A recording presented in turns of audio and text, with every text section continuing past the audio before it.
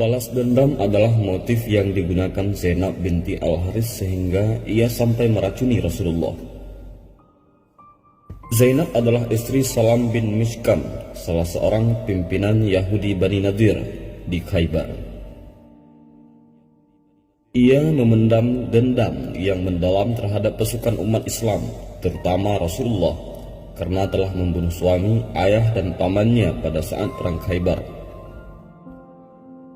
Akhir tahun ke-6 Hijriah, Rasulullah beserta pasukan umat Islam pergi ke Khaybar, sebuah wilayah yang terletak 150 km ke arah laut kota Madinah dan menjadi basis kaum Yahudi. Ketika sampai di Khaybar, Rasulullah meminta penduduknya menyerah karena sebelumnya diketahui bahwa Khaybar dijadikan tempat konsolidasi untuk menyerang Madinah. Namun penduduk kaum Yahudi menolak seruan Rasulullah hingga akhirnya terjadi perang yang memakan banyak korban. Perang Khaybar diakhiri dengan perundingan damai antara kaum muslim dan penduduk Khaybar. Mereka sama-sama sepakat untuk mengakhiri perang dengan beberapa poin kesepakatan bersama. Salah satunya adalah penduduk Khaybar harus menyerahkan separuh hasil panen kepada umat Islam Madinah, mengingat pertempuran Khaybar dibenangkan umat Islam. Perlahan-lahan Khaybar menjadi kota yang damai, namun tidak sedikit penduduknya yang masih menyimpan dendam. Zainab binti Al-Haris adalah salah satu Yahudi Khaybar yang tidak terima dengan hasil perang Khaybar. Ia tidak rela dengan kaum muslim karena telah membunuh orang-orang terkasihnya.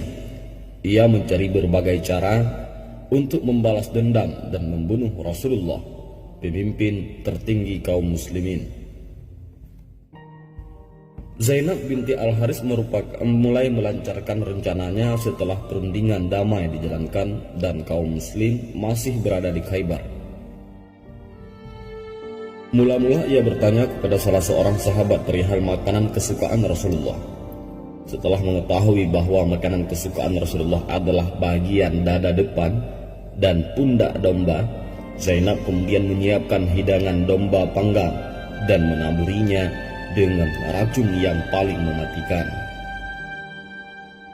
Domba panggang itu kemudian diberikan kepada Rasulullah pada petang hari selepas sang Nabi selesai menunaikan salat maghrib. Awalnya Rasulullah ragu, namun Zainab meyakinkan bahwa domba panggang itu adalah hadiah, bukan sedekah. Lalu Rasulullah menerima tanpa ada kecurigaan sedikit pun.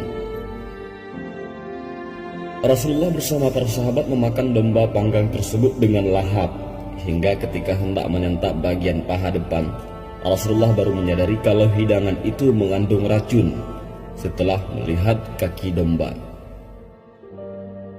Riwayat lain menyebutkan bahwa Rasulullah diberitahu oleh tulang domba yang berada di tangannya setelah mendapatkan wahyu Allah kalau makanan itu beracun.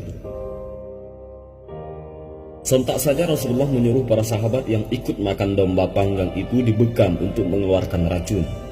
Namun demikian, insiden domba panggang beracun itu menewaskan salah satu sahabat Rasulullah, Bishr bin Al-Barra, meski ia sudah dibekam. Racun dalam peristiwa domba panggang ini memiliki efek jangka panjang terhadap kesehatan Rasulullah. Merujuk dalam beberapa kitab ataupun sirah nabawiyah, Rasulullah merasakan sakit yang sangat akibat racun dalam peristiwa Khaybar itu 1 hari sebelum hari wafatnya.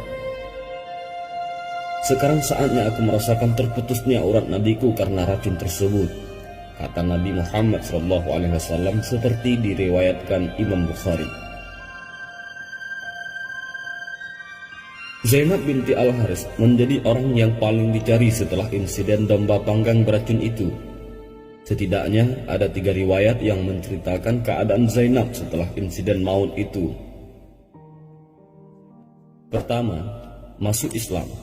Zainab langsung mengucapkan 2 kalimat syahadah setelah menyaksikan langsung bahwa Nabi Muhammad adalah benar-benar Rasul dalam insiden domba panggang beracun itu. Hal ini diceritakan oleh Imam Az-Zuhri dan Ibnu Hajar Al-Asqalani dalam kitabnya Al-Fath Al-Bari Syarah Sahih Bukhari. Kedua, dimaafkan.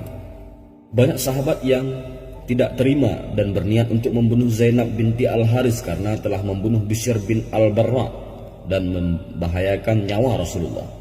Namun Rasulullah melarang dan mencegah para sahabat untuk membunuh Zainab sebagaimana yang tertera dalam hadis riwayat Muslim. Ketiga, dibunuh. Diriwayatkan bahwa Rasulullah menerapkan hukum qisas, pembalasan yang sama kepada Zainab binti Al-Haris.